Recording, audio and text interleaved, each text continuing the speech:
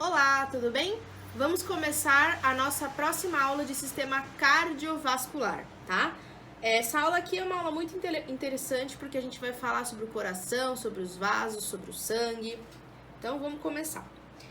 Qual que é a função do sistema cardiovascular? Levar material nutritivo e oxigênio às células. Então, no sistema cardiovascular vai participar também o sistema respiratório. Então, a gente vai ter uma junção entre os dois sistemas. O sistema respiratório a gente não viu ainda, mas a gente vai ver um pouquinho de inspiração e expiração na aula de hoje, certo? A circulação do sangue permite o transporte e a distribuição de nutrientes, gás oxigênio e hormônios para as células de vários órgãos. O sangue também transporta resíduos do metabolismo para que possam ser eliminados do corpo. Então, o sangue e os vasos, né, eles são as nossas formas de transporte. Então, o sangue corre pelos vasos e vai levar nutriente, vai levar gás oxigênio, vai transportar também partículas do metabolismo que vão ter que ser excretadas. Então, essa é a função principal do nosso sistema cardiovascular. A gente tem por volta de 100 mil quilômetros de vasos sanguíneos no nosso corpo, tá? Então, é uma quantidade bem grande. Aqui, então, a gente tem a corrente sanguínea dentro de um vaso, aqui a gente tem o coração. E o sistema cardiovascular, ele é um sistema fechado. O que significa isso? Não vai ter saída de sangue e de material para lugar nenhum. Ele vai correr, o sangue vai correr ali dentro dos vasos e tem o coração, que é a nossa bomba. O sistema cardiovascular, ele possui uma bomba que vai fazer com que esse sangue seja encaminhado de uma forma mais rápida para o restante do nosso corpo, certo? Então, é um sistema fechado, sem comunicação com o exterior, constituído por tubos, vasos e por uma bomba precursora, que é o coração, que tem como função impulsionar um líquido circulante de cor vermelha por toda a rede vascular. Líquido circulante de cor vermelha, o nosso sangue, tá? Bom, então vamos ver agora o que é o sangue. Lembrando lá da parte de histologia, o nosso sangue ele faz parte de um tecido conjuntivo hematopoético que a gente viu, né? E a gente tem por volta de 6 litros de sangue correndo no nosso corpo. Isso depende, claro, do tamanho da pessoa, da idade da pessoa, mas por volta de 6 litros. Transporta nutrientes, os gases, os hormônios e os resíduos. E aqui a gente tem uma imagem bonitinha do que a gente encontra no nosso sangue. Então aqui é como se a gente tivesse feito um hemograma, né, um exame de sangue. Quando esse tubinho chega no laboratório, a gente vê os glóbulos vermelhos, aqui no centro os glóbulos brancos e na parte superior o plasma, né? Quando a gente faz um zoom do que tem aqui dentro, a gente encontra isso aqui, né? Não misturado, porque aqui já está separado, mas se a gente pegar o sangue misturado, a gente vai ver isso. Então, a gente tem glóbulos brancos, que aqui está especificado com o nominho de cada um, né? Os glóbulos vermelhos e as plaquetas. Começando com os glóbulos vermelhos. Os glóbulos vermelhos são essa célula aqui, né? Essa célula formato de fandangos, né? Parece um fandangos. E também pode ser chamado de eritrócitos ou hemácias. São as mais numerosas. Duram cerca de 90 a 120 dias no nosso sangue. Não possuem núcleo, por isso que tem essa forma aqui côncava, tá? E garante uma superfície para a captação e distribuição de gás oxigênio. Agora vamos para os glóbulos brancos, também chamados de leucócitos, né? Eles duram de horas até dias na nossa corrente sanguínea, são maiores que as hemácias em quantidade bem menor. Então, enquanto a gente tem um monte de hemácia, de glóbulos vermelhos, a gente tem apenas uma quantidade pequena de glóbulos brancos, mas eles são de tamanho maior do que os glóbulos vermelhos. Então, aqui a gente tem alguns exemplos, ó, de divisões dos leucócitos: monócito, eosinófilo, basófilo, linfócito, neutrófilo. Eu quero que vocês deem uma olhada nos exames de sangue de vocês, porque se vocês olharem um hemograma, por exemplo, a gente vai ver todas essas células especificadas no nosso hemograma, tá? Então, qual que é a função principal dos glóbulos brancos, dos leucócitos? São as células de defesa, né? Destroem micro-organismos como as bactérias, vírus, substâncias tóxicas. e atuam de dois modos. O primeiro modo é através da fagocitose, que a gente viu lá em citologia. Então, ele forma os pseudópodes para poder captar aquela bactéria e colocar para dentro da célula. Colocando para dentro da célula, ele pode, então, acabar com essa bactéria, né, destruir para evitar com que ela cause um mal maior. E os glóbulos brancos também produzem uma proteína, essa proteína chamada de anticorpo, tá? E o que o anticorpo faz? Então aqui a gente tem um glóbulo branco, aqui a gente tem o antígeno, que pode ser a bactéria. Então quando a gente fala antígeno, a gente fala alguma coisa que vai reagir com as nossas células, né? O glóbulo branco produz esses anticorpos, que vai fazer o quê? Vai encostar nesse antígeno, vai reconhecer esse antígeno, e aí ele vai falar assim, o anticorpo, tem uma coisa errada aqui, precisa acabar com isso. Então ele vai conseguir identificar de uma forma mais rápida aquele patógeno. Quando a gente toma vacina, a vacina ela induz para a produção desses anticorpos. Com a indução desses anticorpos, o que vai acontecer? O corpo já vai estar acostumado em reconhecê-lo quando a gente entrar em contato com o antígeno, tá? Então, para isso que servem as vacinas. E aqui a gente tem o pus, né? O pus, normalmente, ele é constituído de leucócitos, glóbulos brancos, o micro-organismo morto e também o líquido que sai dos capilares no momento da infecção, tá? Então, quando a gente tem pus, a gente tem acúmulo de leucócitos. Vamos ver a última classe de células, porque eles são fragmentos celulares, né? As plaquetas. Elas são essas bolinhas bem pequenininhas na nossa corrente sanguínea. E qual que é a função das plaquetas? As plaquetas, elas realizam a coagulação sanguínea, né? Então, atuam na coagulação, impedindo a perda de sangue. Então, por exemplo, aqui a gente tem um vaso. Esse vaso, ele foi destruído ou por algum acidente ou pelo fato de que pode ser na pele, isso aqui, teve um corte. E aí esse vaso ele vai ser aberto, vai começar a sair todas as células de dentro do vaso, né? Então aqui vai ter o sangue e vai sair essas células. Com a saída, ele precisa fechar, esse vaso precisa fechar para evitar que entre micro-organismos e que saiam muitas células. Então as plaquetas vão lá e vão formar esse aglomerado de células aqui. Plaqueta, a gente tem os outros constituintes, fibrina, coágulo, né? E aí ele forma esse coágulo aqui representado, certo? Que vai impedir a saída de mais células e entrada de outros micro-organismos. Aqui a gente tem uma parte importante quando a gente fala de sangue, que são os nossos tipos sanguíneos. Então, só representativo mesmo, vocês não precisam decorar, mas para vocês saberem o que tem de diferente em um grupo, em quem é A, quem é B, quem é O. Então, aqui a gente tem a nossa hemácia, nosso glóbulo vermelho.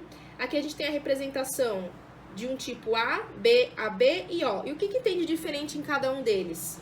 O que fica ao redor dessa hemácia, né? Então, vocês estão vendo que aqui a gente tem meia bolinha azul, aqui uma pontinha, um triângulo verde, aqui uma bolinha azul e um triângulo verde, e aqui a gente não tem nada. Então, essas substâncias que ficam ao redor da hemácia são os antígenos, né? Então, quem é A tem a bolinha azul, quem é B tem o triângulozinho verde, quem é AB tem os dois e quem é O não tem nenhum deles, tá? Mas não dessa forma, tá? Aqui é só uma representação. O que a gente tem também de diferente? Quem é tipo A tem um anticorpo anti-B. Quem é B tem anticorpo anti-A. Quem é AB não tem nenhum anticorpo. E quem é O tem os dois anticorpos, anti-B e anti-A. Então, por exemplo, se uma pessoa que é tipo A entrar em contato com um sangue tipo B, esse sangue tipo B vai ter anticorpo anti-A. Então, esse anticorpo vai atacar essa hemácia que tem o antígeno A. Por isso que a gente tem que receber o sangue do nosso tipo sanguíneo específico. Por isso que os testes são realizados.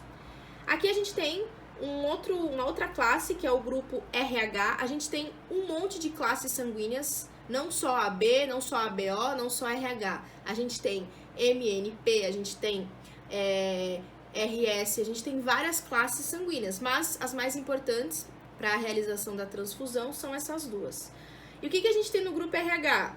Quem é RH positivo tem esse antígeno RH ao redor da hemácia e quem não é, não tem. Mesma coisa, se uma pessoa RH negativo recebe o sangue RH positivo, vai ser ruim, e o contrário da mesma forma, certo? E aqui a gente tem também quem pode doar para quem. Então, o O negativo pode doar para todos os tipos, o AB pode receber de todos os tipos, então depois deem uma olhadinha nessa tabela.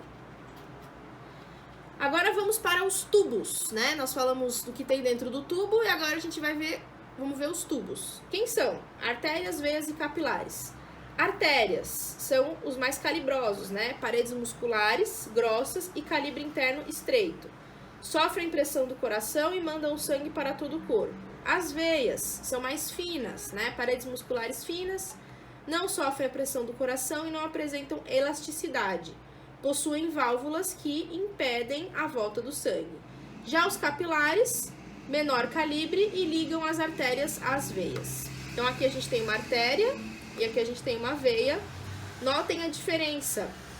A artéria, ela tem uma musculatura mais delgada, mais grossa, enquanto que a veia, além de ter uma musculatura mais fina, a gente tem também essas válvulas, né, que impedem o refluxo do sangue. Então, por exemplo, o sangue veio até aqui, ele não pode retornar, e ele não retorna por causa dessas válvulas, tá? E aqui a gente tem a representação dos capilares. Olha, desse lado a gente tem a artéria. Quando essa artéria diminui, a gente tem arteríola. E no centro a gente tem capilar. Aqui as veias, vênulas e capilares. Então, por exemplo, a gente está indo do maiorzão para o menorzinho. Nas pontas dos nossos dedos a gente tem capilar. Por quê? Ele já foi indo artéria, arteríola, capilar, tá? E capilar, vênula, veia. Então, vai indo do maiorzão para o menorzinho.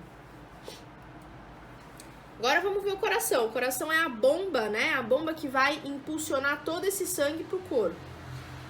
Ele é o tamanho aproximado de uma mão fechada. Então, mais ou menos desse tamanho, no caso do meu coração, certo? E ele tem mais ou menos 300 gramas de peso, tá? Bombeia o sangue para todo o corpo e é localizado no interior da cavidade torácica. Informação importante, o coração não está localizado do lado esquerdo, tá? Então, ele não está totalmente do lado esquerdo. O coração, ele tá centralizado com o ápice voltado para o lado esquerdo. Então, por isso que falam que o coração está do lado esquerdo, mas significa que a ponta, o ápice é que está voltado para o lado esquerdo, certo? Aqui, então, a gente tem um coraçãozinho bonitinho e a gente vai ver as estruturas. A gente tem, nessa parte inferior, os ventrículos, então ventrículo direito, ventrículo esquerdo. Nas partes superiores, átrio direito, átrio esquerdo, tá? A gente tem também algumas artérias, então a gente tem a artéria aorta, essa aqui grandona em cima. A gente tem a artéria aorta que desce, então ela sobe pelo coração e ela retorna por trás, indo para todo o corpo. Aqui a gente tem a veia cava inferior, ela continua aqui, ó, veia cava superior. Aqui a gente tem artérias pulmonares e veias pulmonares. A gente vai entender mais pra frente qual que é o processo de entrada e saída no coração, para onde que vai as circulações sistêmica e pulmonar, desculpa. Além disso, a gente tem aqui algumas válvulas, olha, válvula semilunar, ou a gente pode encontrar também válvula, certo? Aqui a gente tem uma válvula atrioventricular, aqui também uma válvula atrioventricular. Válvula atrioventricular significa que é uma válvula entre o átrio e o ventrículo, tá? Então, as cavidades, né? Um átrio não se comunica com o outro, então se a gente retornar aqui, a gente vê que o átrio direito não se comunica com o esquerdo e o ventrículo direito não se comunica com o ventrículo direito. O átrio direito, ventrículo direito. Válvula atrioventricular direita, ou também chamada de tricúspide. E entre o átrio esquerdo e o ventrículo esquerdo, a gente tem uma válvula atrioventricular esquerda, também chamada de mitral. Aqui a representação do coração real, certo? Olha, aurícula direita, né, o átrio direito, o átrio esquerdo, ventrículo esquerdo e ventrículo direito, tá? Então aqui um coraçãozinho. Vejam que ele não é tão grandão assim quanto parece, né? Ele é bem pequenininho, tamanho de uma mão mais ou menos, dependendo do tamanho da mão e do tamanho da pessoa. O coração, ele é envolto por camadas, né? Ele é um músculo. Lembra que a gente viu lá em histologia? Tecido muscular, cardíaco, né? Então, tecido muscular estriado cardíaco, então ele é composto de musculatura. Se a gente pegar esse coração aqui e a gente pegar para ver qual que é a constituição aqui da musculatura, a gente vai encontrar uma parte mais interna, que é o endocárdio, o miocárdio, que é mio, lembra? Músculo, quando a gente fala de mio, a gente está falando de músculo, miocárdio. Aqui tem um saco pericárdico e aqui a gente tem algumas camadas. Então, a primeira camada, pericárdio parietal, né? Aqui a camada fibrosa, que é a parte mais externa. Além disso, a gente tem revestindo o coração o pericárdio fibroceroso, que é uma camada fibrosa mais um pericárdio parietal. E para que serve esse envolto? Ele serve justamente para a proteção da estrutura, tá?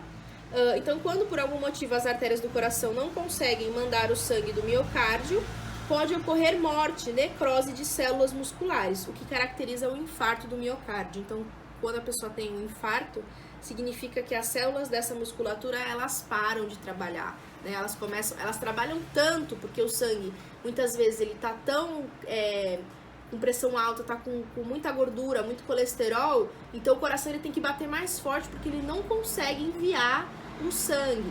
Quando ele bate mais forte, quanto mais ele trabalha, mais a musculatura fica fragilizada, e ela pode morrer, levar a necrose da musculatura, e aí a pessoa vai ter um infarto do miocárdio, tá? Movimentos cardíacos, olha, o enchimento e o esvaziamento desse coraçãozinho, né? Então a gente tem dois movimentos, a sístole e a diástole. A sístole é a contração das fibras musculares cardíacas que ocorre nos átrios e nos ventrículos para o esvaziamento. Então quando o coração está esvaziando, né? Esvaziou, ele está realizando a sístole. E a diástole é o relaxamento das fibras musculares para que ocorra o enchimento. Então, quando a gente está vendo encher, ó, encheu é a diástole. Quando ele está esvaziando, é a sístole. Isso aqui acontece de 70 a 80 vezes por minuto. Quando a gente vai fazer um eletrocardiograma, é isso que o enfermeiro, o médico, ele tá olhando ali naquele eletro, tá? Então, ele tá vendo quantas vezes o coração tá realizando isso. E o mais saudável, claro, em repouso, de 70 a 80 vezes. De 100 para cima, já é um batimento que a pessoa já pode ter algum comprometimento no repouso. Quando a gente faz atividade física, a gente chega por volta, no máximo, a 180 batimentos cardíacos por minuto. Mas ele não pode passar disso, porque senão o coração já está sobrecarregado. E aqui a gente tem o movimento, olha, ele inicia com o enchimento, né? Enchimento das câmaras. Então, enche o primeiro átrio, passa para o ventrículo, enchimento do átrio ventrículo. Depois que encheu o átrio, ele passa para o ventrículo e aí esse ventrículo vai retornar para as artérias, né? Então, olha, mandou para a artéria aorta e aqui mandou para artéria, para as veias, tá? Veias pulmonares. Beleza. Aí o sangue foi pro corpo todo e ele retornou pro coração novamente. O processo continua. A gente vai ver isso aqui mais pra frente, mais detalhado. Mas, antes de qualquer coisa, chegamos na parte que eu falei pra vocês. Ó, vocês vão ver um pouquinho de sistema respiratório hoje, é agora, né? Por quê? O que a gente inspira? Oxigênio. Então, estou inspirando, estou colocando pra dentro dos meus pulmões oxigênio. Quando eu expiro, né? Tanto pela boca quanto pelo nariz, tá saindo dióxido de carbono, CO2. Então, o ar que entra, inspira oxigênio. Quando a gente expira, a gente tá expirando gás, dióxido de carbono, CO2.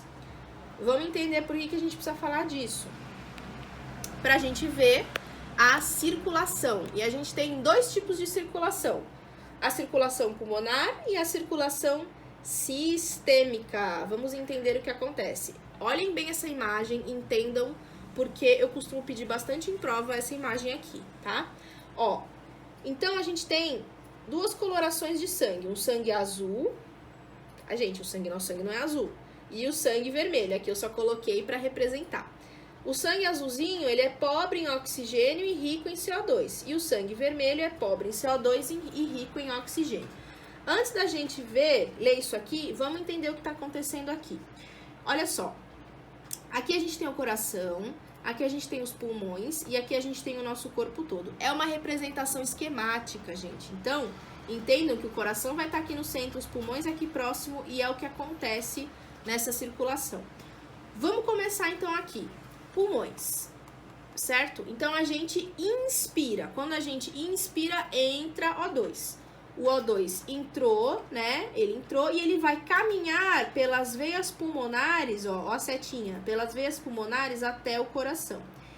Esse sangue rico em O2, ele vai entrar pelo átrio, né? Pelo átrio direito, pelo átrio esquerdo, desculpa, vai entrar até o ventrículo esquerdo, certo? Então aqui a gente tem o lado esquerdo do coração. E aí ele vai sair rico em O2 pela artéria aorta, olha a setinha, e ele tá indo em direção ao nosso corpo. Esse sangue é enviado para todas as nossas células, para todo o nosso corpo. Para o cérebro, para a pontinha do dedão do pé, para a perna, para todo o nosso corpo. Esse sangue é enviado rico em O2 para todas as nossas células. O que vai acontecer com as nossas células? Elas vão pegar esse O2 e vai acontecer um processo chamado hematose. Então, esse O2 vai se transformar em CO2 nas nossas células sanguíneas. Então, o sangue que estava rico em O2 volta para o coração rico em CO2. Retornou para o coração pelas veias cavas, olha. Retornou pelas veias cavas, entra pelo átrio direito, cai no ventrículo direito e ele retorna para o pulmão pela artéria pulmonar. Retorna para o pulmão, é aqui no pulmão, esse sangue, né? Esse sangue que tem CO2. O CO2 vai ser liberado no pulmão e a gente vai expirar. Claro, gente, isso acontece rápido. Enquanto eu tô falando aqui com vocês, eu já expirei diversas vezes. Não é uma coisa que acontece uma vez. Se a gente fizer isso, por exemplo, numa meditação, a gente vai conseguir sentir bem a nossa respiração. Mas numa atividade física, isso acontece rápido. Então o coração ele tem que bater rápido também para suprir essa necessidade do nosso corpo. Quando a gente está fazendo atividade física, o nosso corpo, as nossas células musculares, elas pedem oxigênio. Elas querem oxigênio.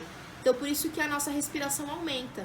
Porque o oxigênio, ele tá entrando e saindo de uma forma... O CO2 tá saindo de uma forma muito rápida. Então, vamos ver aqui agora separado.